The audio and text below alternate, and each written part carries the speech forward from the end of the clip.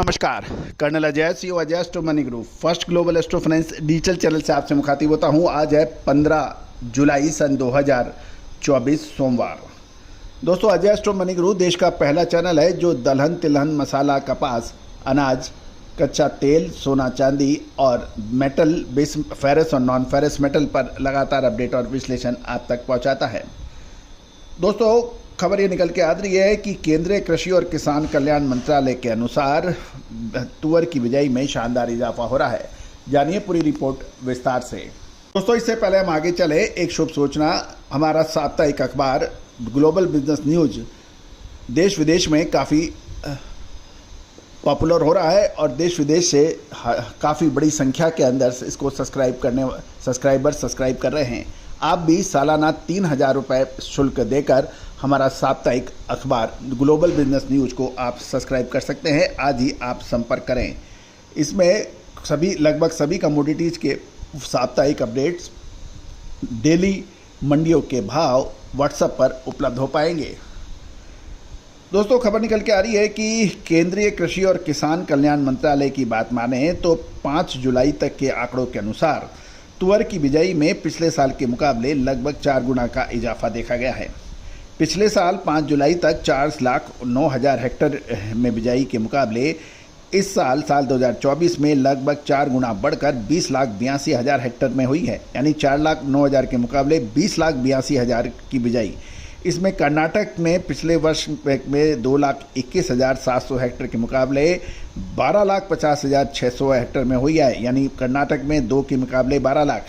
तेलंगाना में 93,840 के मुकाबले 1,19,000 हेक्टेयर में हुई है। साथ साथ ये भी संकेत मिल रहा है कि इस वर्ष पिछले साल के उत्पादन के मुकाबले भारी वृद्धि तुअर में होने की संभावना बन रही है।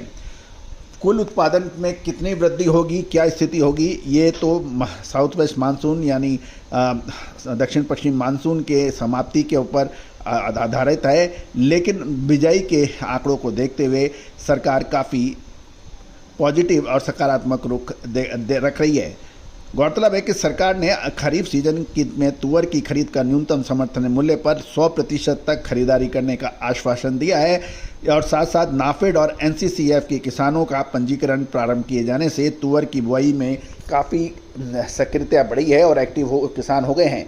आगामी महीने यानी अगस्त के अंत से विदेशी से आयात होने की संभावना से पिछले सप्ताह तुअर और तुअर के दाल में दामों में स्थिरता देखी जा रही है। जहाँ तक पिछले सप्ताह देश के अंदर मुंबई में देखें तो लेमन तुअर के भाव 10,950 से 11,025 रुपये, सूडान के भाव 11,600, मटवारा 11,000 एवं मोजाम्बिक 11,200 रुपये के भाव देखे गई। चेन्नई में लेमन के भाव 10,950, कर्नाटक में लाल तुअर विरुद्धनगर डिलीवरी 12,200, सफ़ेद 12,400 रुपये के भाव थे। महाराष्ट्र कर्नाटक का माल छत्तीसगढ़ के लिए 12,000 से 12,300, कटनी 12,300 से 12,400 और इंदौर डिलीवरी 11,800 से 12,000 रुपये के भाव पे व्यापार होने के समाचार मिल रहे हैं। लातूर तुअर बिल्टी के भाव 12,000 से 12,150, सोलापुर 11,100 से 12,150, जालना में तुअर 8,500 से 11,500 और अकोला में मारुति क्वालिटी 11,950 के भाव बताए जा रहे हैं। कर्नाटक में तुअर के दाम 12,100 रुपये के दाम के बताए जा रहे हैं। जहाँ तक तेलंगाना की बात करें तो तेलंगाना में तांडूर में लाल तुअर 12,200 से 13,200, खम्मम में 11,000 से और सॉटेक्स दाल 15,800 रुपये के भाव बताए जा रहे हैं। आंध्रा के अंदर तुअर 11,200, दाल साटेक्स 15,600 और मार्चला में पुरानी तुअर 11,300 और तुअर दाल सॉटेक्स पॉलिश 15,400 के भाव हैं। तो दोस्तों, कर्नाटक के कलबुर्गी में 11,500 से 11,900 और फटका दाल 16,500 बताया जा रहा है। मध्य प्रदेश के जबलपुर दमोह गरवाड़ा लाइन में तुअर 8,000 से 10,900 रुपये और बढ़िया माल 12,000 रुपये के ऊपर ट्रेड होने के समाचार मिल रहे हैं। दोस्तों, चना, उड़द, मूंग, मसूर और काबुली चने के ऊपर हमने आपको और मूंग के ऊपर हमने आपको सही समय पर निचले स्तर पर बाइंग के लिए यानी उसमें मजबूती के संकेत दिए थे जो सही साबित हुए हैं। मूंग के अंदर पिछले 2 सप्ताह में शानदार तेजी दर्ज हुई है और काबुली चना जो पिछले 2 सप्ताह से पहले बुरी तरह से पिटाई खा रहा था उसके अंदर भी निचले स्तर पर मूवमेंट बनी है। साथ साथ चने के ऊपर भी स्टॉक लिमिट के बाद में 7,400 रुपये दिल्ली देखा गया था, जब भाव उसके बाद 7,000 रुपये से नीचे गिरा और उसके बाद बाउंस बैक कुछ हुआ है।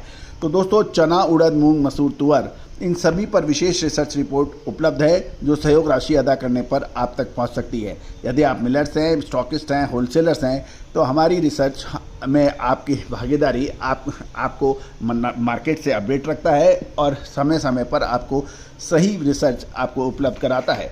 दोस्तों दालें, मसाले, अनाज और तिलहन यानी ऑयल सीड्स, खाद्य तेलों पर सभी जानकारियाँ एक रिसर्च रिपोर्ट के अंदर उपलब्ध हो पाएगी।